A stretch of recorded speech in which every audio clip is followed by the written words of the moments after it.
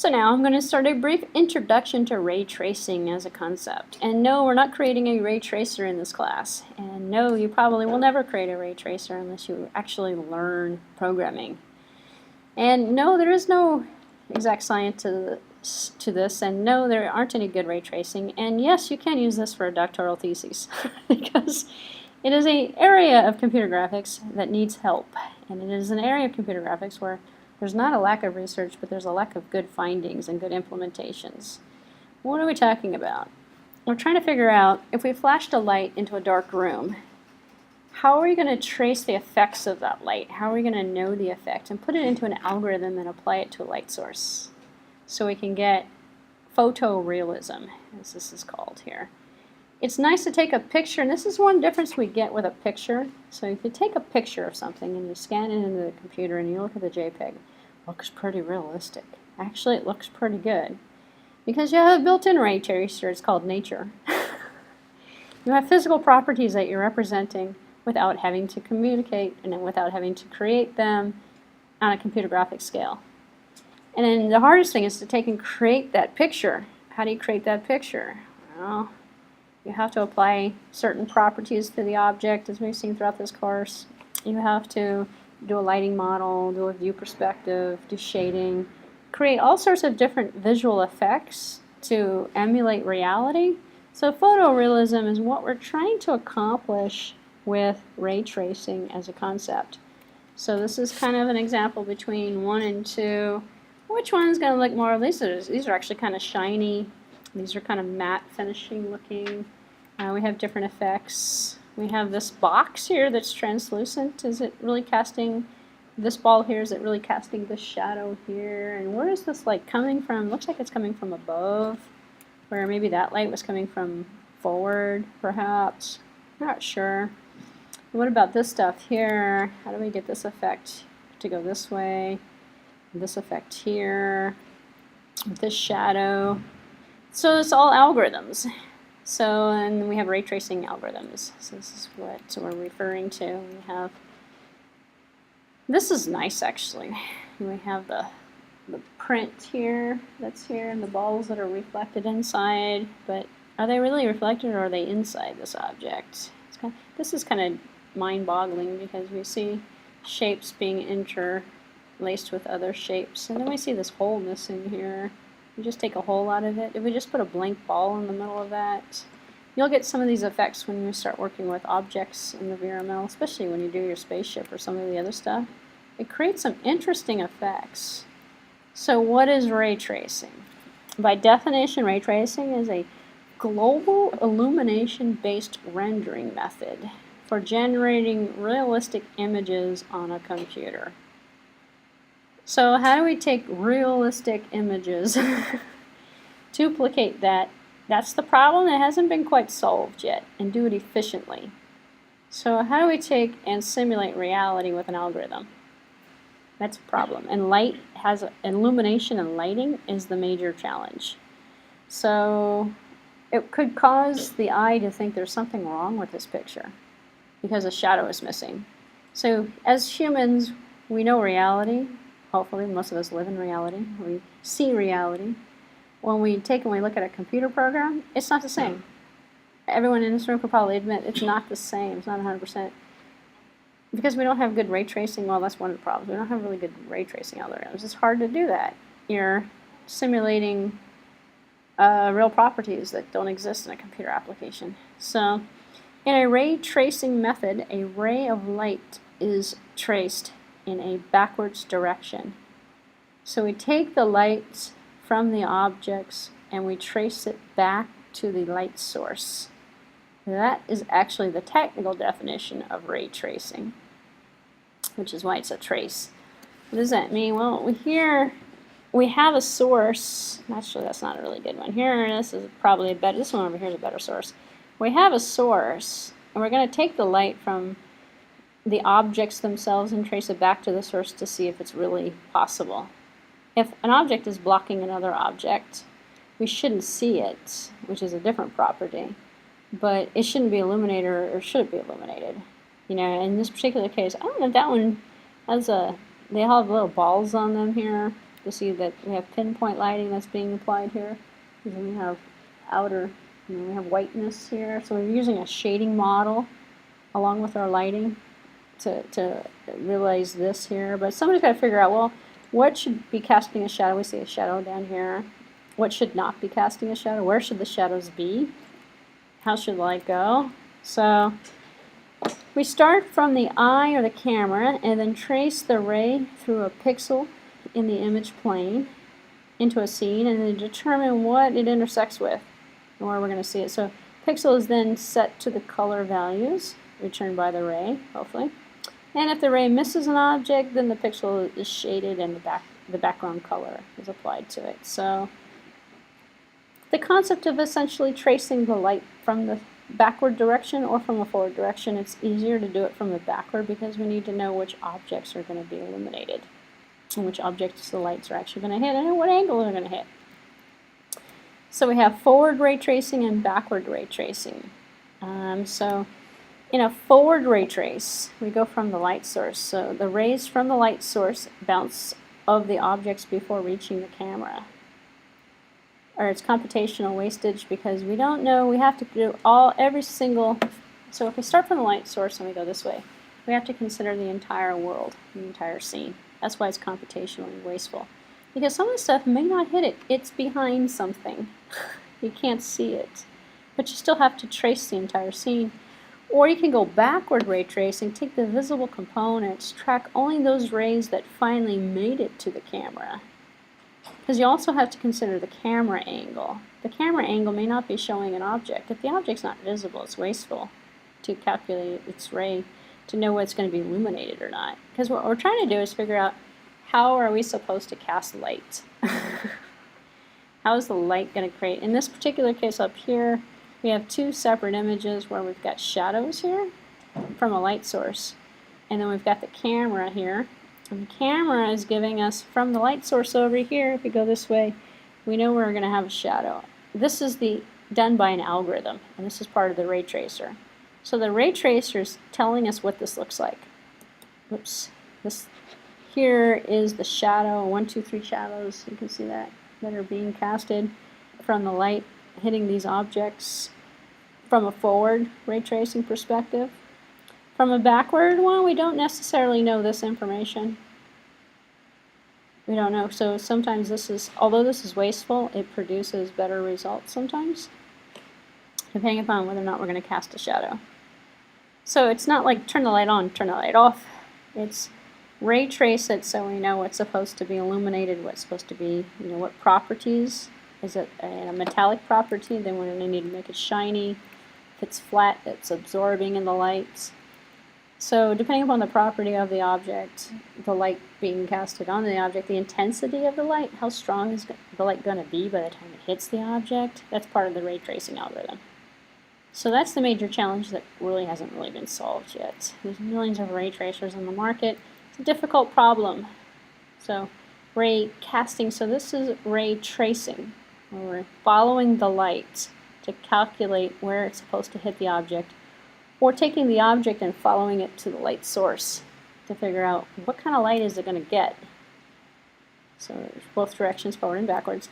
Ray casting, by definition, is the visible surfaces of the objects that are found by throwing or casting rays of light through the view into the scene. So it's what's visible from the light source, or the casting of the light to illuminate the object, or to visually see the object. And ray tracing is the extension of ray casting because we're really talking about the light in terms of its visibility. So it's recursive ray casting a ray from a point to an intersection. We also have ray bouncing where a ray could be casted onto an object that then again turns around and casts it to another object because something bounced, like in the form of a mirror or a shiny object. So that's mostly related to the properties of the particular objects. Here's an algorithm for ray tracing. It's just pseudocode. Define the objects and the light source in the scene. Set up the camera. And then for the ray is equal to 0. And ray is smaller than the number of rows possible.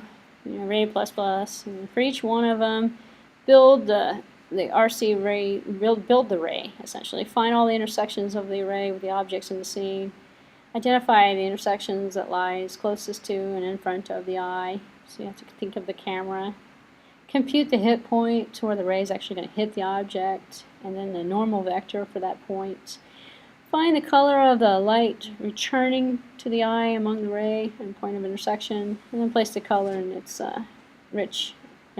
ray enhanced pixel. So we can go through all those calculations for each particular pixel of light that might be casted from the source. Very labor intensive, very time consuming, not an exact science. Actually, light also changes in color that we may or may not have noticed. Actually, you can see it in here actually.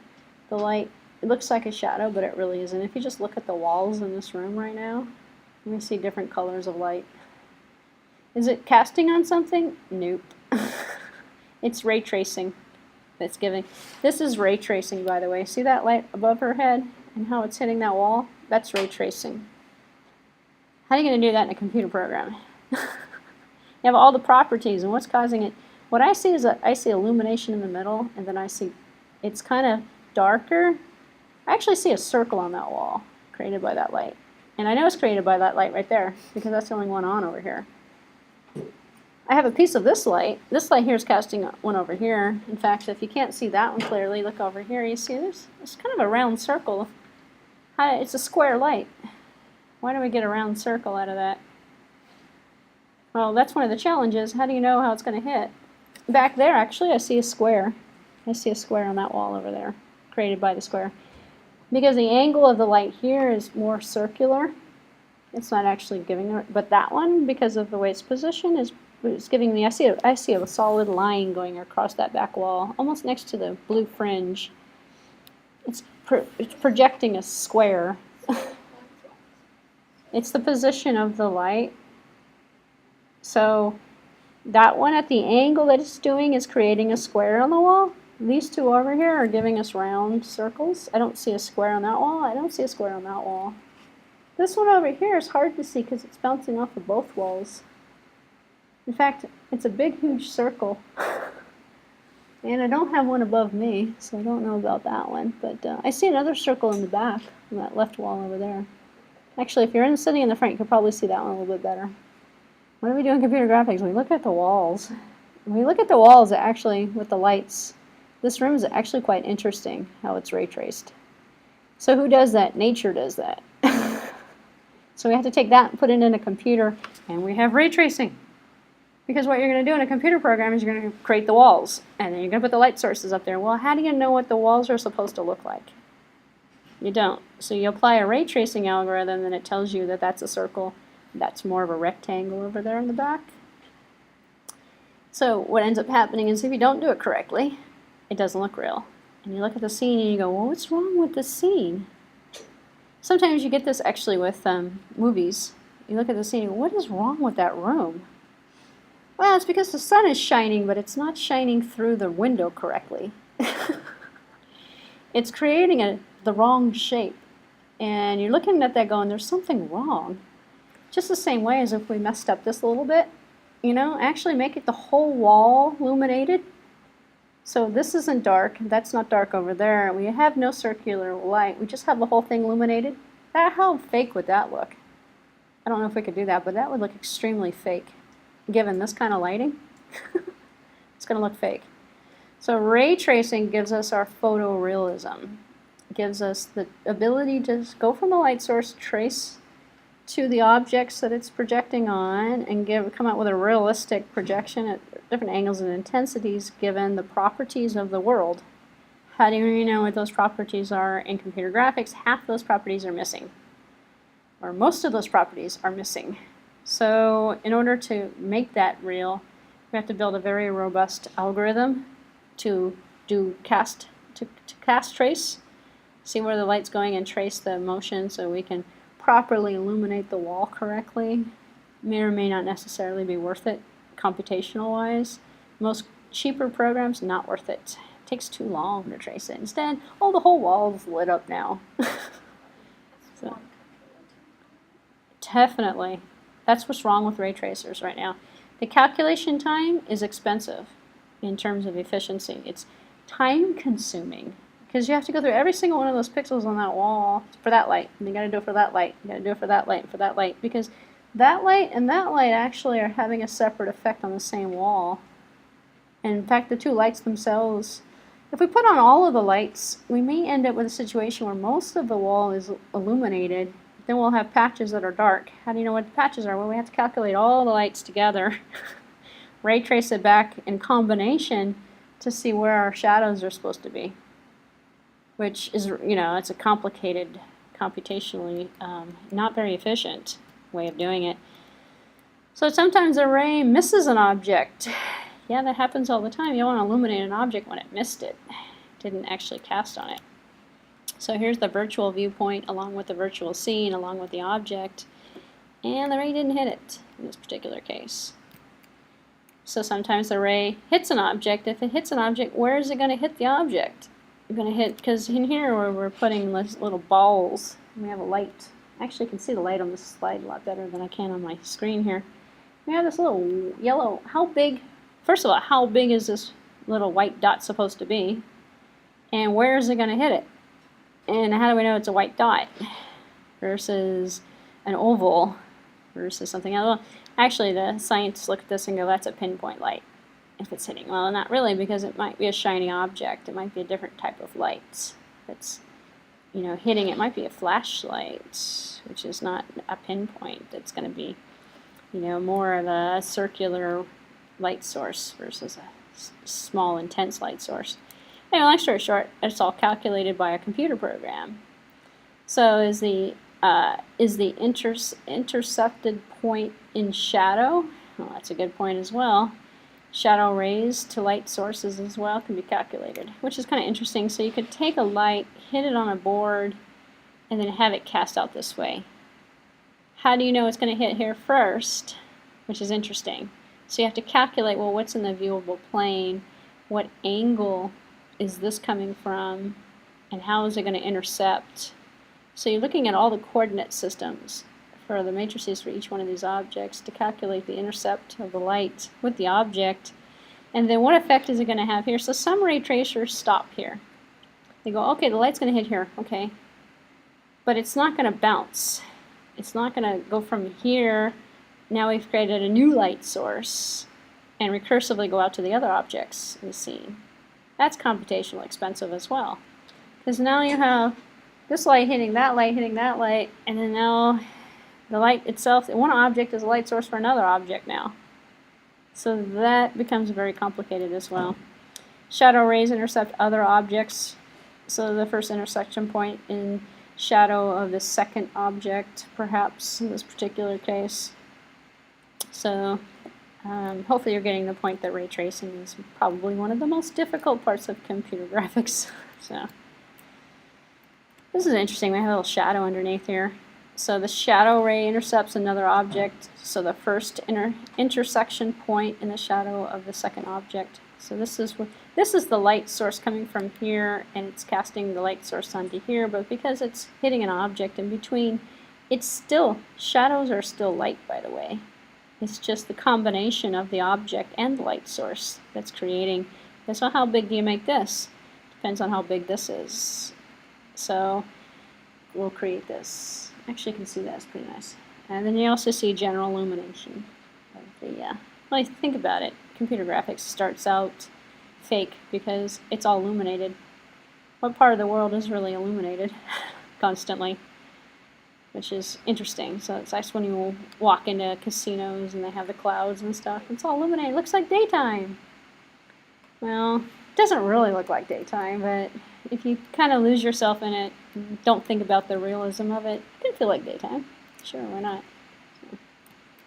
So reflective ray generated at a point of the intersection as well.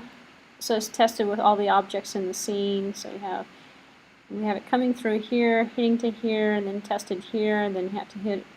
What if it's going to hit here, but it's also going to hit here and like next to it? It might be less intense. Hit over here as well. So all of them have to be considered: the reflective, the shadows, and the intercept. That's what this is going through. How's it going to intercept? How's it going to cast through? How's it going to reflect? So this is another reflection. And then we have local illumination models that are applied at the point of interception, which is interesting. This is a slightly different effect. As you can see, the local illumination kind of says, well, the light might be hitting here and it's casting up here. Or is the light hitting here? Because that's where we see the light. And where did this dot come from? Well, that's because we're looking at the light coming from here. How is this going to affect this? How is this going to create this? It's not going to. We can test these properties out by simply holding a flashlight in the dark with objects, and we can see it actually does this because it comes through here, illuminates this, which reflects back up onto the object. That's real. But if you think about it, you're casting the light here, how's it going to do that? That's actually, well, it's a little bit stronger than it should be. Not quite as dark. It looks unreal. Well, if it looks unreal, if you think about the light coming from here, how in the world is that lit up? It sounds like someone just put a light here, but if you put a light up here, you're not going to get the reflection of the board. The light source isn't going to give you the reflection of the board. It's going to make this, it's going to put one of these dots over here. Is what it's going to do. But this is actually real because it's going through, it's missing, but this is an extremely strong light. If it's causing this to be as predominant, I mean as dark and as reflective as it really is, either this has got to be really shiny, this is already shiny, it appears to be shiny. This has got to be shiny, that's got to be shiny to get this. And if you go back to some of the original pictures that we were showing in the beginning, those are extremely shiny objects. The darker objects, actually this is slide number 16, let's go back now and look at this now.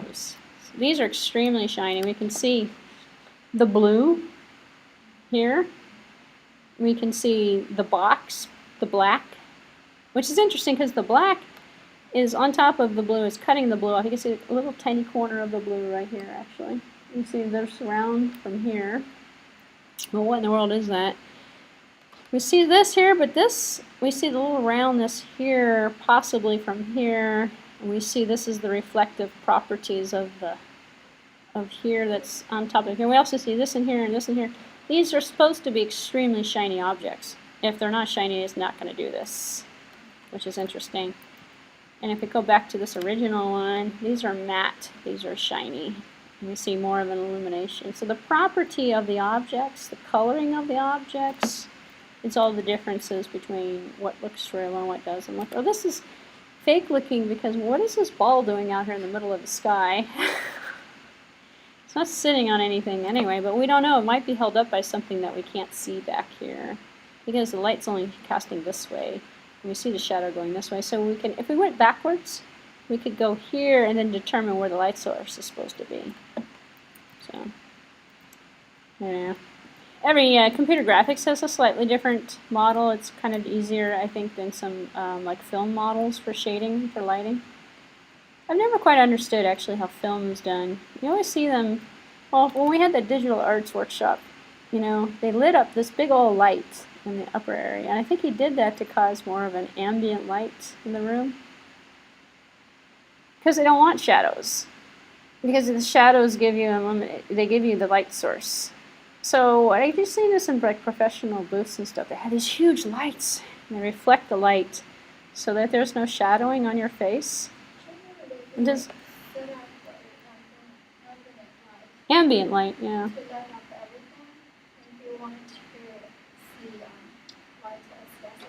Yeah. You add another light to it, yeah.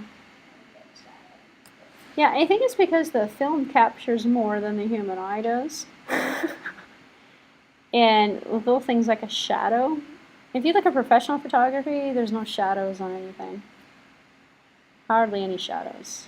And then there's no shininess, so they'll take like, you know, makeup and they'll put non-shiny stuff on you. So your face was not going to shine. Because your face, if it shines, it's going to cast the light. It's going to ruin the lighting model. So they create the ambient light so the entire scene is lit up equally. So then you don't have to worry about something not being visible or some clarity. So it creates better clarity, creates, well, it's slightly different illumination model, but yeah, I know I've been watching some of the digital art stuff and I'm like, that's interesting because I've never seen it done. I've seen it from a computer graphics perspective, which is slightly different. It's more simplified. And you're looking to create the shadows. It's like the opposite.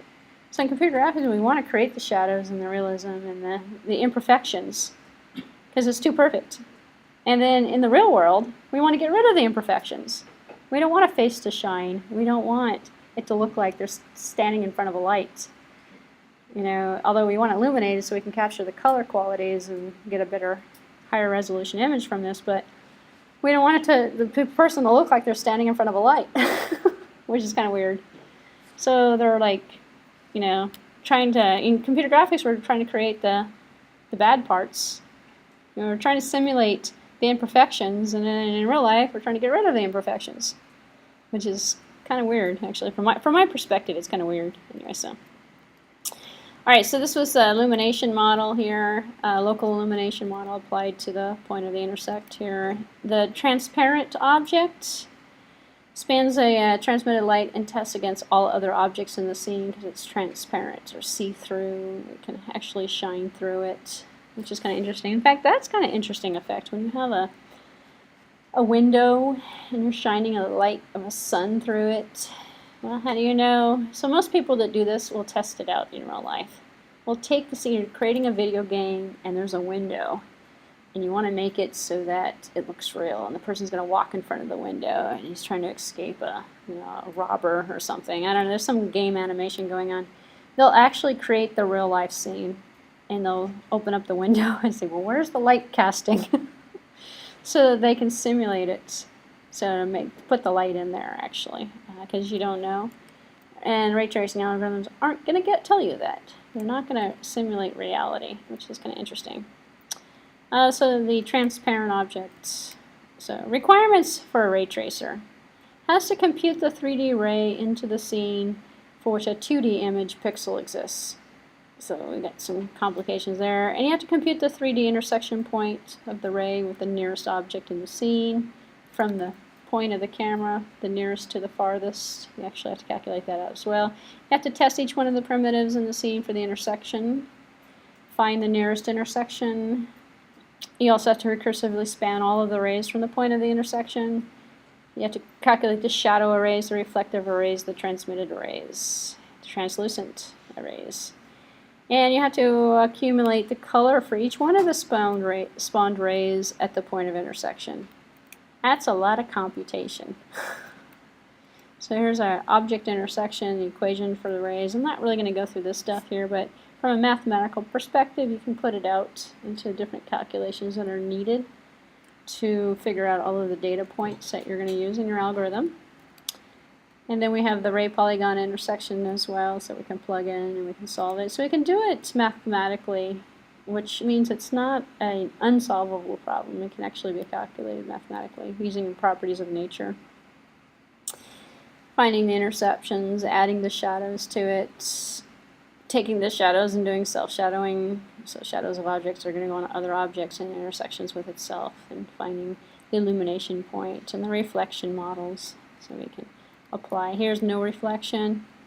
Here's some with reflection. So these are the solid matte finish texture. These are the shiny objects that are going to reflect upon the other objects to create realistic reflection.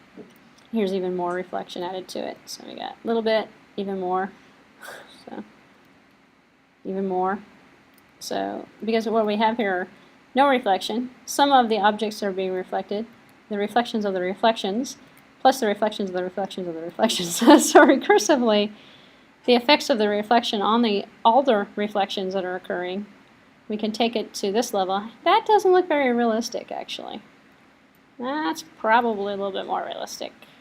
So, at one point, you know, does the human eye actually see it? It's kind of like what they do with sound. You know, people say, oh, this quality of this music is of this, but does the human ear really hear it? It's like, can you actually pick it out? Well, some people can, some people can't. So you go to a medium point in terms of the quality to go, well, this is probably a good rate to sample it at. This is a good quality. It's kind of like film, actually, frames per second. At a certain point, the human eye can't pick it up. It's going to look the same. So why waste your time? You know, why make it faster? Why make it a larger frames per second speed? You know, when it doesn't really matter, you can't pick it up. So Maybe some people can, and they look at that, and I look at that stuff and go, can't tell the difference. I can tell high definition from broadcast television. I can do that. Actually, I can tell the retina screens from non-retina displays as well. So the resolution is much better on a retina. So, but for the most part, if it goes a little higher in the retina, I'm not quite sure I'm going to be able to appreciate it. It's just like I appreciate my car stereo more than I appreciate my stereo at my house because it sounds better in my car, and it's a poor quality stereo system that's actually not playing as well, but the room's smaller, the car is smaller, so it sounds better. But it's a stock radio system versus my high fidelity surround sound Sony system. It doesn't reflect well off of the walls in my living room, so I guess it's a matter of installation. Alright, so reflection here, and reflection calculations that can be done as well. And we have the tree of light. So just as we can create a tree of nodes for the object hierarchies, we can do it with lighting as well. So we can put together contributions of the light that grow at each one of the contact points. We can sum it up together, assemble it so that it can actually be transmitted through a tree structure. And we have ray tracing, flow, and algorithms that we can actually kind of look at. So we can do some super sampling as well. So I'm not really going to go through the rest of this in terms of the algorithms and the implementation. But using extents is one of the forms. So ray tracing is slow, performing the same function over and over again. Most of the time it's spent computing intersections. So each ray should be intersected with every other object in the scene. So each ray spawns other properties and things. So using that, you can kind of calculate out using extent. So the extent of an object is a shape that encloses the object. So you can just take the entire object as a shape. So we're minimizing the data, and we're making the problem more solvable by creating extents instead of using the objects. And then this, basically we're just taking this whole shape and calculating it instead of actually using the shape of the object. So computing complicated intersections if and only if the ray actually hits the extent. If it doesn't hit it, we don't have to worry about it. We just skip it completely. So two shapes most commonly used as extents are the sphere and the box. Just take the box or sphere. This is a rectangle here, so the ray hits the extent. If it doesn't hit the extent, you don't have to worry about it. You can take it out of the search space. It's no longer a consideration or a problem. So, if you want to learn more about ray tracing, here's some good points for you. There's a textbook, Computer Graphics with OpenGL. Actually, the book is still in print, but also, there's interesting links for interactive ray tracers and ray tracers that are explained by many different people. And there's many different experimental ray tracers out there, and this is something computer graphics programs don't want to do. It's too labor intensive. Most of your more expensive models, more expensive packages will have ray tracers, but they won't be that good. So this is one area in which you're thinking about doing more research and you want to study computer graphics and you want to do a PhD in it. Ray tracing is not a bad topic, actually. It still hasn't been perfected yet. So one of those areas that has definitely a lot of potential for further research. However, the concept's been around for years and it's been implemented, and there are several successful ray tracers. They all have their pros and cons. So just like other disciplines in computer science, ray tracing is one of those fascinating things that never seems to go away in terms of challenges. So I am going to end the video. I'm done with ray tracing.